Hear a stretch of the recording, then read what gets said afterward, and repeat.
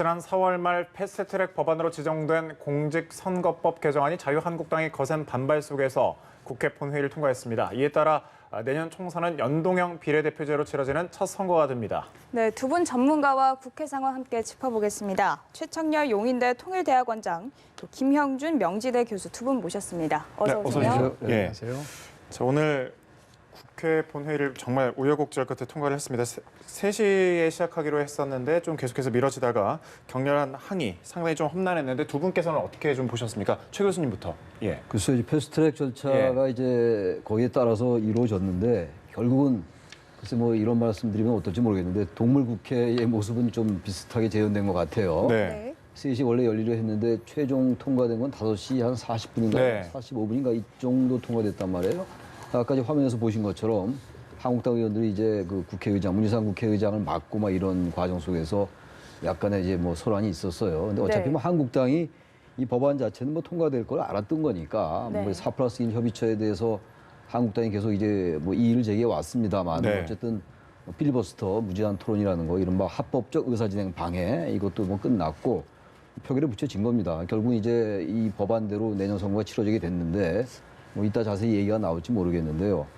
그래서 원래 지난해 12월 15일 날 합의했던 그 연동형 비례대표제를 좀 긍정적으로 검토하기로 합의한다. 이게 작년도 12월 15일이었어요. 1년이 네. 좀 넘었는데 그때 얘기됐던 연동형 비례대표제와는 사뭇 다른 모양이죠. 지금 아까 자세히 설명한 것처럼 준연동형 비례대표제인데 그것도 네. 이제 현재 47석 그대로 비례대표를 갖고 네. 가는데 30몇만 이제 30명만 거기 이제 50%를 네. 연동률을 적용하는 거예요. 그럼 나머지 17명은 지금과 똑같이 한다. 이런 것이기 때문에 사실 크게 바뀐 게 별로 없긴 없어요. 단지 의미를 부여한다면 어쨌든 준연동형 비례대표제라는 게 물론 한국당은 지금 위헌이다라고 얘기하고 있습니다만 네.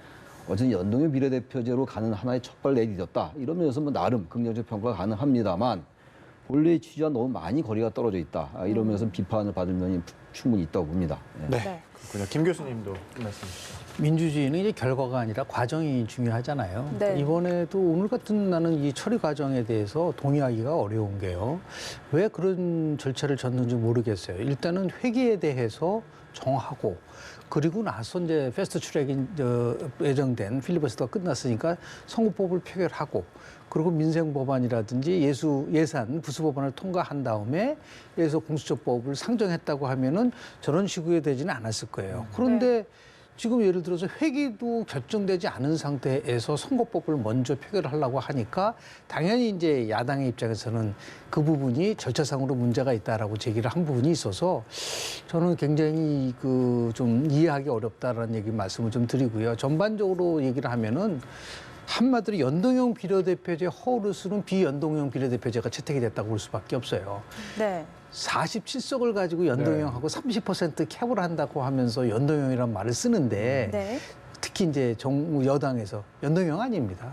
저거는 뭐 거의 비슷한 지난 그 4월 달에 패스트 트랙으로 했었던 원안에 비해서는요 완전히 후퇴한 거기 때문에 그 당시에는 뭐 225석을 지역구로 하고 75석을 비례로 해서 50% 연동형으로 한다고 하면은 그거는 취지가 맞아요. 연동형 비례 효과의 취지는 맞지만 현재 같은 상태로 저렇게 누더기로 만들어 놓은 상태에서는요 연동형 비례 효과가 기대한 만큼 나오기가 어려울 뿐만 아니라 더 나아가서 제도적 효과에 대한 반감을 할 수 있는 새로운 또 그 야당이 반격이 시작이 되기 때문에 상당히 걱정스럽다라는 말씀 먼저 드립니다. 예. 어쨌든 오늘 이렇게 한국당의 항의 속에 정말 우여곡절 끝에 선거법이 개정안이 가결이 됐는데 준연동형 비례대표제가 한국 정치에 사실 이렇게 도입되는 게 처음이지 않습니까? 그렇다면 내년 4월 총선에는 또 어떤 변화가 있을지도 궁금하거든요. 글쎄요, 뭐 제가 근데 정당 막상 이제 그 투표 날 네. 어느 정당이 얼마나 득표를 하느냐에 따라 달라지겠죠. 뭐 네. 지역구하고도 같이 연동되는 건 합니다만 여러 변수가 있기 때문에 그러나 분명한 지금 우리 김 교수님 말씀하신 것처럼 저도 뭐 그런 말씀을 많이 드리고 있는데 연동 효과 너무 떨어져요, 사실은. 일단 현재 독일이 가장 이 제도가 전형적인 나라가 네. 독일하고 뉴질랜드인데 뭐 다 아시다시피 독일은 50%가 비례대표 의원이에요. 네. 뉴질랜드는 42%가 네. 그렇고 근데 지금 전체 300석 중에서 47석이 비례대표란 말이에요. 지금하고 네. 똑같단 말이죠. 225대 75에서 240대 60까지 나왔다가 또 250대 50으로 왔다가 네. 그것도 이제 47곳으로 줄었단 말이에요. 그런데다가 또 준연동형을 다 적용하는 게 아니라 30명에만 적용을 하니까 비례대표 중에서 네. 물론 뭐 제가 아까 말씀드린 바와 같이 어쨌든 연동형에 조금 다가가는 단초를 열었다라는 것에 대해서까지 전 뭐 인색하게 평가할 필요는 없다고 보긴 네. 봅니다만 지금 질문이 그럼 어떤 효과가 있느냐? 네. 연동형 효과가 대단히 적다 이렇게 볼 수밖에 없어요. 47석이니까 일단 비례대표 숫자가 적고 그 작년에 합의할 때 그리고 올해 4월에 패스트트랙 때 합의할 때 기본은 75석이면 상당히 많아진 거거든요. 지금 47석에서. 네. 그렇다면 의미가 있어요. 설령 50%만 적용한다 하더라도 연동률을. 근데 이렇게 47석에다가 30명만 적용하면은 네. 원래 취지와 너무 떨어져 있어요. 단지 뭐 시뮬레이션들을 많이 하는데 그 시뮬레이션은 그때 가봐야지 하는 거예요. 정당 득표율도 알 수가 없는 것이고 또 지역구 의석하고 연동되기 때문에 지역구 의석도 그때 가봐야지 하는 거란 말이에요. 그러나 분명한 것은 어쨌든 의미를 부여할 수 있다 하더라도 이렇게 하려고 그야말로 1년 내내 여야가 지난 4월에 패스트트랙 정부에서 이제 몸싸움을 했고 말이죠. 네. 오늘도 이제 저렇게 이제 예. 좀 그 모습을 보이고 이런 것들은 특히 이제 한국당이 지나치게 비협조적이었던 것만 틀림없어요. 비례대표가 아예 폐지안을 내놨단 말이에요. 네. 비례대표제가 얘기 나왔을 때는 어쨌든 비례성과 대표성을 좀 강화시키자라는 게 기본 취지인데 아예 비례대표제 폐지하고 270석으로 가자 지역구만. 그래서 이제 국회의원 정원 줄이자. 다시 말하면 이제 국민들의 정치 혐오증 이런 것들에 편승한 면이 분명히 있는 거죠. 네. 결과적으로 이렇게 나오다 보니까 한국당이 계속 협상에 응하지 않고 마지막까지 계속 이렇게 반대로만 일관한 것도 비판받아 마땅하다. 저는 이렇게 봅니다, 기본적으로. 예, 연동형의 효과에 대해서는 두 분 다 조금 적을 네. 것이다라는 얘기를 해주셨고 한국당은 즉각 헌법 소원을 내겠다 반발했고 비례정당 창당 작업에 본격 돌입했습니다. 이 파급력 좀 어떻게 보십니까, 비례정당? 예, 글쎄 비례정당이라는 게 어떨지 모르겠어요. 저는 비례정당이 지금 뭐 굉장히 실무적으로 다 완성이 돼 있다고 그러는데 네. 글쎄 어떤 결과가 나올지 모르겠는데 또 창당이 될지 안 될지도 모르겠습니다만 전 한국당이 너무 우리 국민들 유권자를 너무 좀 가볍게 보는 측면이 없지 않아 있다. 그러니까 비례정당이 생기면은 지역군 그대로 받고 새로운 비례정당을 만들어서 그 비례정당에서는 지역구를 안 내고 지역구 후보를 안 내고 비례대표 후보만 낸다는 얘기거든요. 한국당은 그 대신 비례대표 후보를 내지 않고 지역구만 후보를 내고 이런 건 사실 기형적이죠. 이게 실정법상으로 문제가 없다 손 치더라도 말이죠. 유권자들이 볼 때 이런 꼼수를 부리나 해서 지역구에 원래 한국당을 찍으려 했던 유권자들이 안 찍을 수도 있어요. 그런 변수는 굉장히 제한돼 이렇게 얘기를 안 하는 것 같아요, 언론에서도. 저는 한국당이 지금 얘기를 이렇게 하고 있습니다만 앞으로 4개월 동안에 여러 변수가 있어요. 물론 창당은 그 전에 돼야 되겠습니다만. 네. 그래서 이 비례정당을 한국당 입장에서 볼 때는 이 지금 패스트트랙에 오른 거 이제 4+1 협의체 자체가 불법이다라고 해서 이제 이런 얘기를 하는 것 같은데 전 우리 선거가 항상 우리가 예측치 못한 항상 결과를 도출냈었단 말이에요. 이런 비례정당의 모습으로 가져가면 우리가 예측치 못한 그러한 결과가 나올 수 있다. 좀 그래서 이 부분은 아직은 좀 한국당이 좀 신중할 필요가 있다고 생각합니다. 너무 정치공학적인 데만 몰입돼 있으면은 의외의 역풍에 직면할 수 있다. 이런 말씀을 드리지 않을 수가 없습니다. 네, 네, 김영준 교수님은 좀 어떻게 보십니까? 정당이 한 예. 표라도 더 먹고 한 석이라도 얻는 걸 위해서 전략을 쓰는 게 잘못된 건가요? 그렇다고 따지면은 왜 다른 정당들은 예. 쉽게 표현해서 50% 연동형을 하다가 자기한테 조금 불리할 것 같으니까 네. 벼랑간 연동형으로 30%를 한 거는 꼼수 아닌가요? 그리고 처음에 225, 75를 하다가 벼랑간 그대로 유지를 하면서 예를 들어서 선거구 획정을 하면 호남 지역에 지역구가 줄 것 같으니까 현재 253석을 그대로 유지한 그건 꼼수 아닌가요? 다 자신들에게 유리하게끔 정당의 전략을 피는 거 아니겠습니까? 네. 실제로 사례가 있지 않습니까? 2005년도 알바니아라는 나라는 우리가 뭐 전혀 없는 나라지만 제도적 효과를 가지고 분석을 해보니까 그 당시에 두 개 정당이 거대 정당이었었어요. 네. 알바니아 사회당과 알바니아 민주당이 있었는데요. 네. 알바니아 민주당이 56석을 얻었고 지역구에서 그리고 사회당이 40석 조금 넘었는데 쪼갰어요. 그러니까 지금 이제 위성정당을 막 만든 겁니다. 그러니까 원래 그 알바니아 민주당은 실질적으로 비례대표에서는 7.7%. 그리고 사회당은 8.9%밖에 못 얻었지만 이걸 여러 개로 쪼개라다 보니까 다른 소수 정당들은 거의 의석을 갖지 못하게 되는.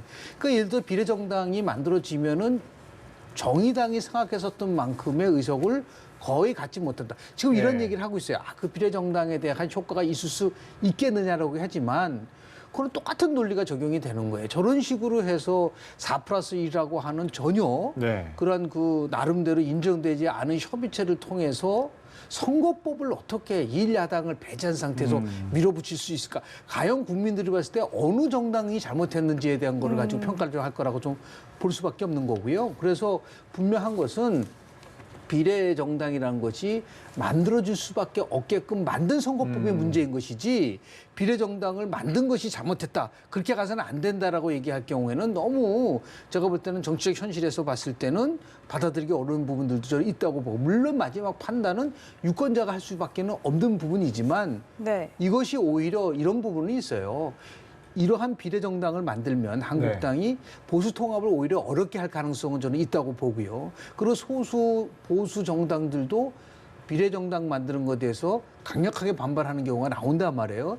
물론 이런 부작용도 있을 수 있지만 어느 쪽으로 이것이 작동될지에 대해서는 앞으로 두고 봐야 되지만 본질적인 문제는 뭐냐면 꼼수로 편 하나의 선거법을 만드니까 거기에 대항하는 또 다른 꼼수가 나온 거예요. 그러니까 네. 그래서 선거법이라는 거는 왜 어떤 경우라든지 합의를 통해서 해야 된다라는 우리가 큰 교훈을 받은 거기 때문에 저는 선거법이 이 상태에서 도저히 안 되겠다 포함하면은 저는 민주당도 비례민주당을 만들지 않을 수도 없는 그런 상황이 올 수도 있기 때문에 지금 이 상태에서 뭐 비례정당 만들어지는 건 무조건 잘못했다라고 평가하기는 저는 어렵다고 저는 봅니다. 여당 입장에서는 그러면 어떻게 할까요? 비례정당. 지금 본인들이 비례정당을 만든다고 하면 자신들 스스로가 자기를 부정하는 거가 되잖아요. 네. 그러나 생각을 한번 해보십시오. 지금 이제 시뮬레이션 얘기가 나왔지만 바로 직전에 나온 정당 지지도를 가지고 시뮬레이션을 해보면 그런 비례정당이 없는 상태에서는 민주당이 최대 수혜자예요. 정의당도 최대 수혜자고 약 한 27석 정도 차이가 나는데 비례정당을 만들어 보면 한국당이 오히려 전체 비례 의석 중에서 과반 이상을 가져가게 돼요. 네. 그리고 민주당과 한국당의 지지율 격차, 지지 의석 격차가 굉장히 줄어듭니다. 이런 상황 속에서 그럼 민주당도 가만히 있을 거냐. 이런 부분들은 나오기 때문에 또 다른 새로운 방식으로 가지고 접근할 수밖에 없게끔 더 두 정당이 고민이 깊어질 겁니다. 근데 문제는 뭐냐면 국민들 입장에서 봤을 때 화가 나는 이유는 뭐냐면 내가 던진 이 표가 어떻게 적용되는지를 전혀 모르는 상태에서 투표를 하라고 네. 하니 네. 지금 두 앵커분들께서도 이게 지금 어떻게 계산되는지 아마 거의 모를 겁니다. 그냥 누구 말대로 다 컴퓨터가 해주니까 그냥 찍으면 된다. 그거는 제가 볼 때는 선거 제도에서 가장 기본적인 국민들의 투표 선택권을 이 표가 어떻게 움직이는 걸 모르는 상태에서 투표를 하라는 것은 그게 가장 잘못된 이번 선거 제도의 아주 맹점이라고 저는 봅니다. 네, 이런 상황에서 이제 자유한국당이 비례정당 창당을 하게 되면 이 비례정당에 누가 갈 것이냐 이 부분도 굉장히 지금 핵심 사안인 것 그러니까 같거든요. 이제 비례정당이라는 게 저는 뭐 굉장히 당위적으로 맞지 않는다고 보는 것이고 정당이라는 게 득표를 하기 위해서 여러 가지 정치공학을 하는 걸 나무랄 수 없어요. 네. 근데 그게 정도의 문제라는 거예요. 본질적인 문제 있어가지고. 그러니까 사실 민주당은 비판받아 마땅하죠. 네. 225에서 75에서 지금 47석까지 줄였단 말이에요. 지금. 그러니까 민주당도 이런 부분에 있어가지고는 비판하는 거예요. 단지 중요한 거는 어떤 의석을 가지고 시뮬레이션 하면서 자신들에게 유리하게 간 이 부분도 비판받아야 되지만 네. 아예 비례정당이라는 새로운 아이디어를 가지고 물론 알바니아 말씀하셨습니다만 비례정당 만들면 민주당도 정당이니까 비례민주당 또 만들 거 아니겠어요? 네. 그럼 그야말로 비례한국당, 뭐 비례한국당 안 된다고 그럽니다. 뭐 새로운 사람이 예. 했다고 그러니까 안 된다고 치고 비례정당 만들고 민주당 그 기반 비례당이 또 생겨요. 이건 국민들이 볼 때 완전히 이거는 정치가 희화되는 거다. 아무리 정당이라는 게 득표를 위한 조직이고 네. 정권 획득을 위해서 있는 정치 결사체지만 정도의 문제인 거예요. 저는 그래서 이 비례정당을 만약에 한국당이 만들고 민주당이 만든다. 그럼 네. 거의 비례 의석을 두 당이 거의 다 가져갈걸요? 그럼 가뜩이나 지금 연동이 비례대표제의 취지가 지금 손상된 상황 속에서 그렇죠. 과연 이거를 어떻게 봐야 되는 것인지 이게 정당이가 당연하다고 보면은 이게 그건 도대체 우리가 비판을 왜 하는 것이며 당위적이고 규범은 왜 있는 거냐 이런 얘기 또 안 할 수가 없어요. 그냥 결론적으로 볼 때 민주당 입장에서 볼 때 한국당이 이렇게 나온다면 만들어야 되겠죠. 네. 그렇게 된다면 이 선거법 자체가 지금 패스트트랙에 올라간 다음에 한국당은 거의 수수방관했어요, 사실은. 물론 선거법이라는 거는 여야가 합의하는 게 맞습니다. 네. 민주화위에 한 번도 합의한 적이 없으니까 맞는 말씀인데 어느 정도 개입하고 협상이 임했어야죠. 근데 비례대표 폐지를 들고 나오는데 그러니까 4+1 협의체가 비판받을 점이 좀 있다고 봅니다. 네. 근데 거기에 대해서 한국당은 너무나 반기했었잖아요. 네. 근데 거기 절차에 참여하지 않고 이제 무조건 선거법 합의 안에서 문제가 있다라고 한다면 사실 이렇게 되면 양비론적으로 갈 수밖에 없는데 양비론이지만 네. 누구 잘못이 더 많느냐를 따질 수밖에 없다 이런 얘기예요. 사실 어떻게 보면 공할 수도 있어요 이게. 그렇지만 비례민주당 나오고 비례한국당 나오고 이 상황 좀 막아야 되겠다. 어쨌든 간에 우리 정치가 그러면 이번 연동 비례대표는 완전히 딴 데로 가는 거니까. 이건 너무 잘못된 거죠. 그렇다면 누가 합류를 하게 될지 이 부분에 대해서는 합류에 대한 거 제가 답변을 안 드렸는데 요즘 나오는 게 황교안 대표가 직접 가야 된다 이런 얘기도 나오는데 예. 그렇게 일각에서 된다면 그런 얘기도 나오죠. 한국당의 대표가 새로운 이른바 뭐 언론에서 위성정당이라는 표현도 나오는데 그 정당의 어떤 여러 가지 정치공학적인 걸 채우기 위해서 그 당에 가서 비례대표 출마한다.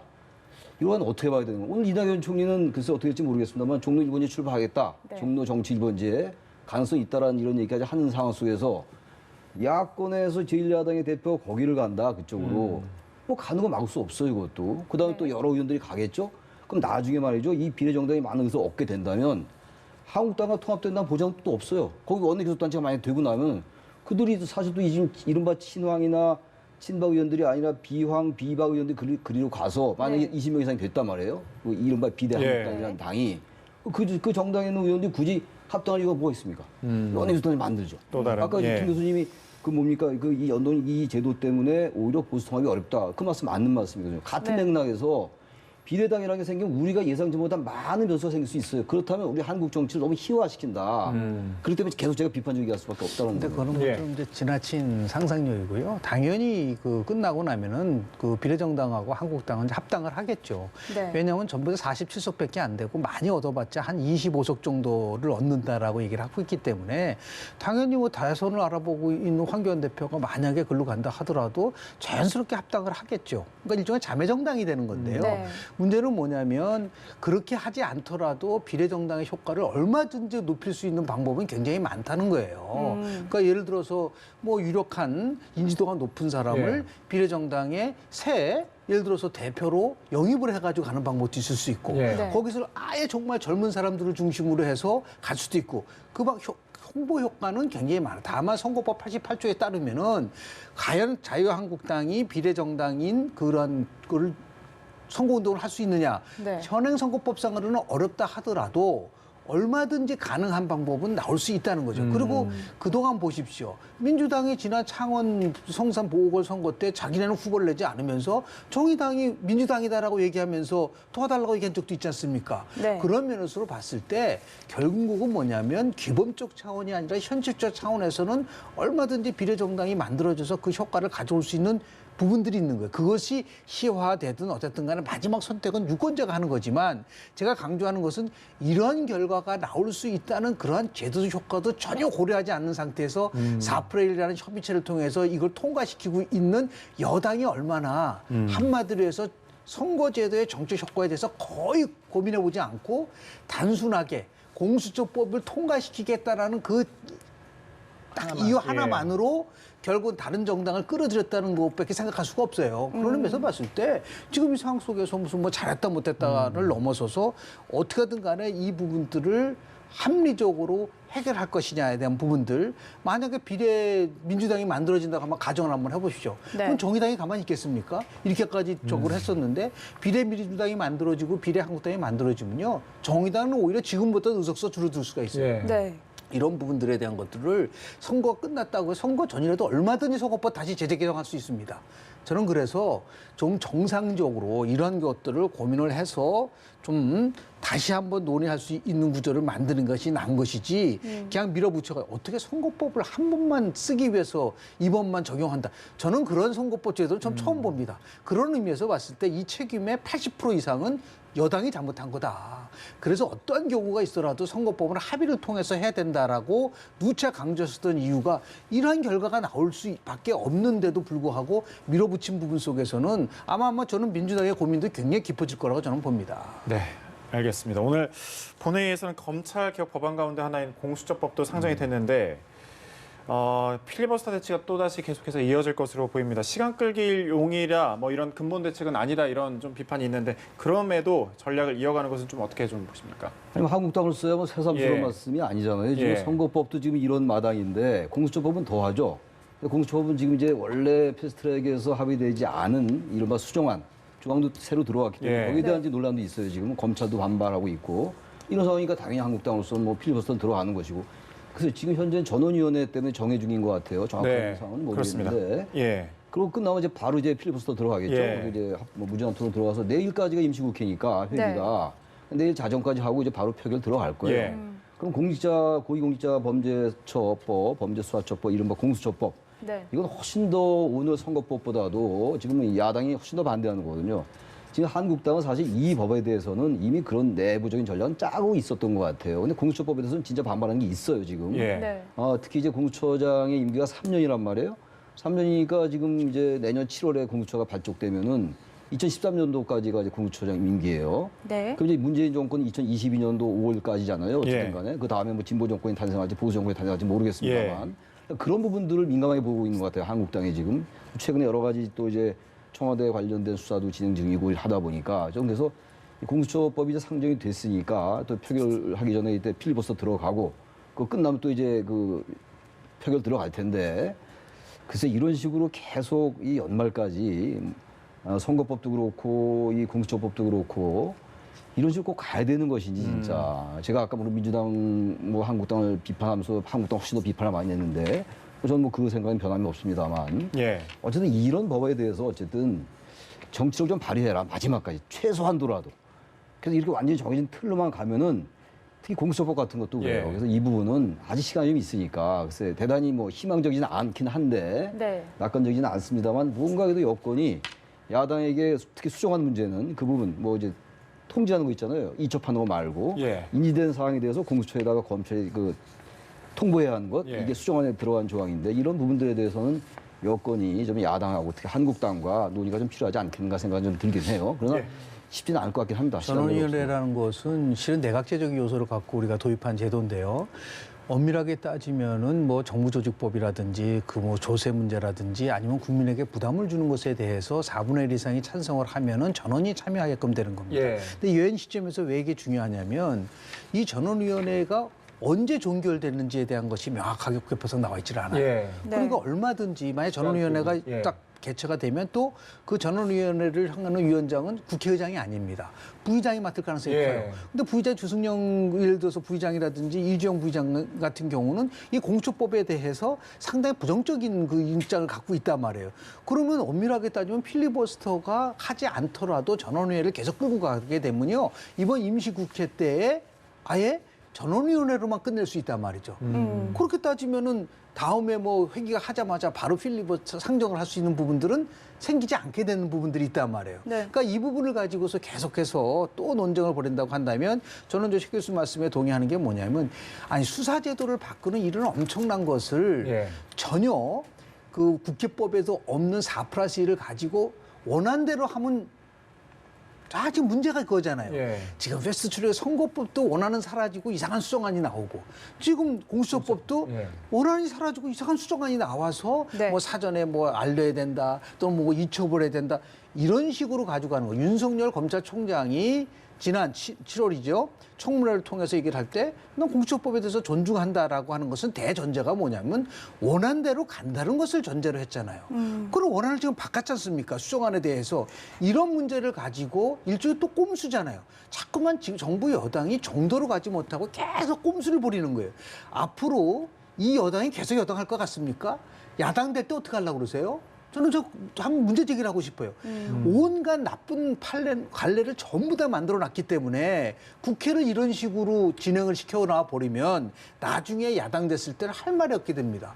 공수처법과 같은 수사제도와 관련된 이 부분은 이번에 처리하지 말고 네. 좀 시간은 냉각기를 갖고 충분히 검찰 의견도 듣고 다시 의견을 들어서 독소조항이 있다고 한다면 그 독소조항을 제거시키면서 가는 게 국회지 독소조항이 있는데도 불구하고 보십시오. 선거법도 해봤더니 비례정당이라고 하는 새로운 게 나온 거와 마찬가지로 엄청난 독소조항이 있다고 검찰 스스로 얘기한다고 한다면 예. 저는 조금 좀 한 템포 쉬면서 갈 수 있는 그런 지혜가 필요하지 않을까 생각을 좀 합니다.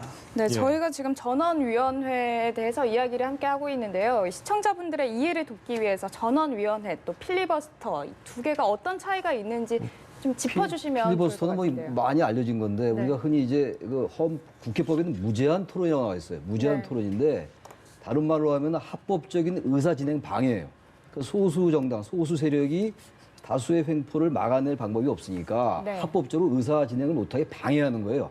특히 미국 같은 경우는 이제 뭐 신문도 읽고 책도 읽고 그런다면 우리나라는 그렇게는 안 돼요. 네. 일단 기본적으로 필리버스터라는 거는 무제한 토론인데 무제한 토론도 회기까지 할 수 있죠. 예. 우리나라 국회법에 의하면 이제 바로 다음 열리는 본회의에서 자동 상정돼요. 표결에 붙여지죠. 그 해당 안건이. 네. 지금 와서는 전원위원회가 이제 새롭게 또 등장한 얘기인데 그것도 국회법에 나와 있는 거, 63조에 예. 나와 있는 건데 잠깐 우리 김 교수께서 말씀하셨는데 위원 심사를 거친 것 그리고 위원회가 제안한 의안 이런 것들 중에서 이건 좀 제한 요건이 있어요. 정부 조직에 관련된 것 그리고 조세 또는 국민들에게 부담이 될 수 있는 것 여기에 이제 한정돼 있는 겁니다. 이러할 때는 이제 제적 4분의 1 이상이 요구하면 전원위원회 소집할 수 있게 돼 있어요. 네. 근데 그렇게 돼 있는데 또 반드시 소집해야 된다는 것도 아닙니다. 이것도 할 수 있다라고 돼 있단 말이에요. 근데 그래서 일단 교섭단체 대표 의원과 합의를 해서 이제 이걸 열 수 있다, 열 수 없다 이렇게 돼 있는 거예요 지금. 그래서 예. 지금 현재 전원위원회 때는 이제 지금 정해가 되는 이 상황이에요 지금. 근데 전원위원회 가지고 또 시간을 연장할 수 있죠. 그런데 제가 보기에는 지금 현실적으로 볼 때 이 전원위원회로 그렇게 시간 끄는데 좀 한계가 있을 것 같아요.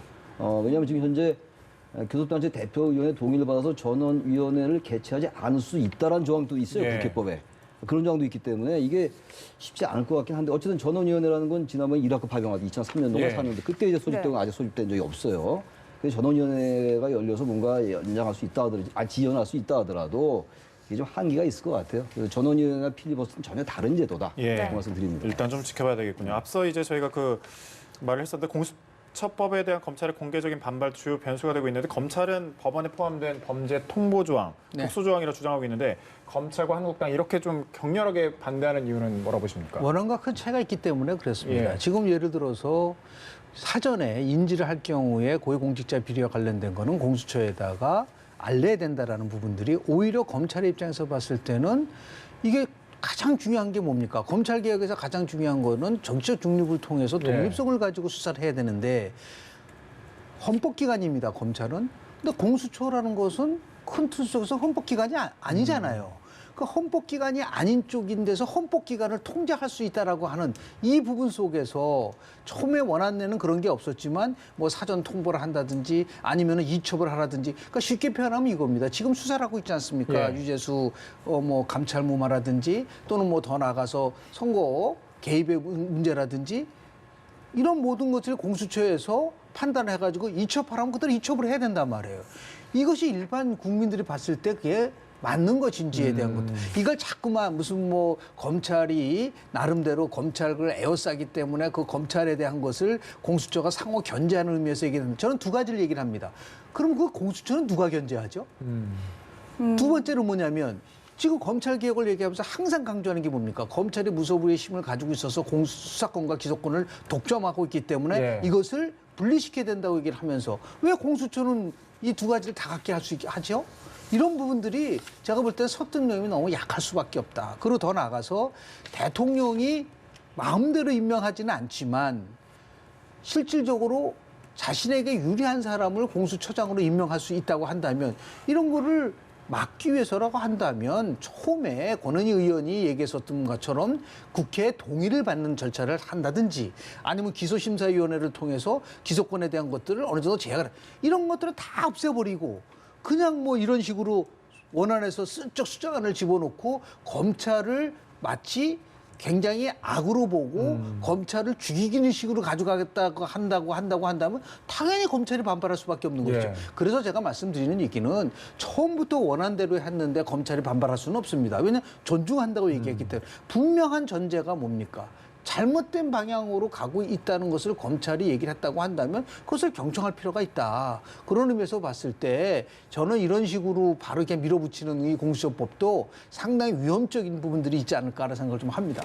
네, 알겠습니다. 자, 국회 상황 공수처 뭐 여러 가지 좀 짚어봤습니다. 최창렬 용인대 통일대학원장 김형준 명지대 교수와 함께했습니다. 고맙습니다. 네, 고맙습니다.